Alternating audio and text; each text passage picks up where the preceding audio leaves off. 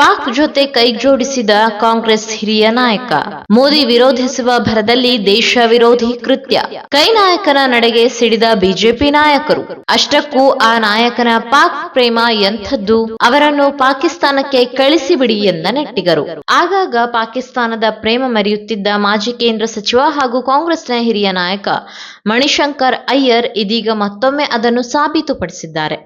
ರಂಜಾನ್ ಹಬ್ಬದ ಹಿನ್ನೆಲೆಯಲ್ಲಿ ನವದೆಹಲಿಯಲ್ಲಿರುವ ಪಾಕ್ನ ದೂತಾವಾಸ ಕಚೇರಿಯಲ್ಲಿ ಆಯೋಜಿಸಿದ್ದ ಇಫ್ತಾರ್ ಕೂಟದಲ್ಲಿ ಭಾಗಿಯಾಗುವ ಮೂಲಕ ದೇಶಾದ್ಯಂತ ಎಲ್ಲರ ಕೆಂಗಣ್ಣಿಗೆ ಗುರಿಯಾಗಿದ್ದಾರೆ.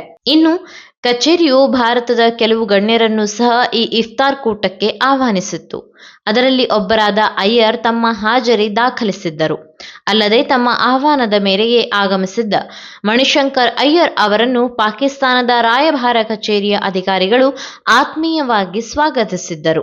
ರಂಜಾನ್ ಮಾಸದಲ್ಲಿ ಪಾಕಿಸ್ತಾನ ರಾಯಭಾರ ಕಚೇರಿಯಲ್ಲಿ ಇಫ್ತಾರ್ ಕೂಟದ ಆಯೋಜನೆ ಸಾಮಾನ್ಯ. ಅದೇ ರೀತಿ ಈ ಇಫ್ತಾರ್ ಕೂಟಕ್ಕೆ ಭಾರತೀಯ ಮತ್ತು ವಿದೇಶಿ ಗಣ್ಯರನ್ನು ಆಹ್ವಾನಿಸಲಾಗುತ್ತದೆ.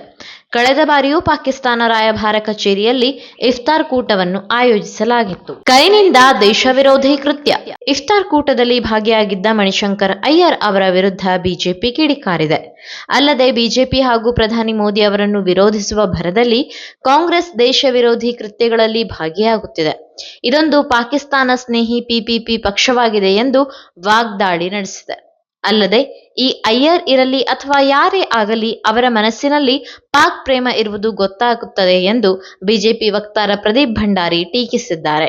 ಇಫ್ತಾರ್ ಕೂಟದ ವಿಡಿಯೋ ಸಾಮಾಜಿಕ ಜಾಲತಾಣದಲ್ಲೂ ಭಾರೀ ಸದ್ದು ಮಾಡಿದ್ದು ಅಯ್ಯರ್ ವಿರುದ್ಧ ಆಕ್ರೋಶ ಭುಗಿಲೆದ್ದಿದೆ.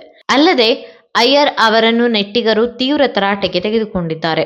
ಹಲವರು ಅಯ್ಯರ್ಗೆ ಎರಡನೇ ಮನೆ, ಅದು ಅವರ ನೆಚ್ಚಿನ ತಾಣ, ಅಲ್ಲಿಗೆ ಕಳಿಸಿಬಿಡಿ ಎಂದು ಕಿಡಿಕಾರಿದ್ದಾರೆ. ಪಾಕಿಸ್ತಾನದವರು ದಾಳಿ ಮಾಡುತ್ತಾರೆ ಎಂದಿದ್ದ ಅಯ್ಯರ್ ಇನ್ನು ತಮ್ಮ ವಿವಾದಿತ ಹೇಳಿಕೆಗಳಿಂದಲೇ ಸುದ್ದಿಯಾಗುತ್ತಿದ್ದ ಮಣಿಶಂಕರ್ ಅಯ್ಯರ್ ಭಾರತವು ಪಾಕಿಸ್ತಾನವನ್ನು ಗೌರವಿಸುವುದನ್ನು ಕಲಿಯಬೇಕು, ಇಲ್ಲದಿದ್ದರೆ ಪಾಕಿಸ್ತಾನ ನಮ್ಮ ಮೇಲೆ ಪರಮಾಣು ಬಾಂಬ್ ದಾಳಿ ಮಾಡುತ್ತದೆ ಎಂಬ ಹೇಳಿಕೆ ನೀಡುವ ಮೂಲಕ ಈ ಹಿಂದೆ 2024ರಲ್ಲಿ ಭಾರೀ ಪ್ರಮಾಣದಲ್ಲಿ ಭಾರತೀಯರ ಆಕ್ರೋಶಕ್ಕೆ ಗುರಿಯಾಗಿದ್ದರು. ಈ ಮಾಹಿತಿ ನಿಮಗೆ ಇಷ್ಟವಾಗಿದ್ದಲ್ಲಿ ಈ ಬಗ್ಗೆ ಕಮೆಂಟ್ ಮಾಡಿ, ವಿಡಿಯೋನ ಲೈಕ್ ಮಾಡಿ, ಶೇರ್ ಮಾಡಿ. ನಮ್ಮ ಚಾನೆಲ್ನ ಸಬ್ಸ್ಕ್ರೈಬ್ ಮಾಡದಿದ್ದಲ್ಲಿ ಬೇಗ ಸಬ್ಸ್ಕ್ರೈಬ್ ಮಾಡಿ. ಧನ್ಯವಾದ.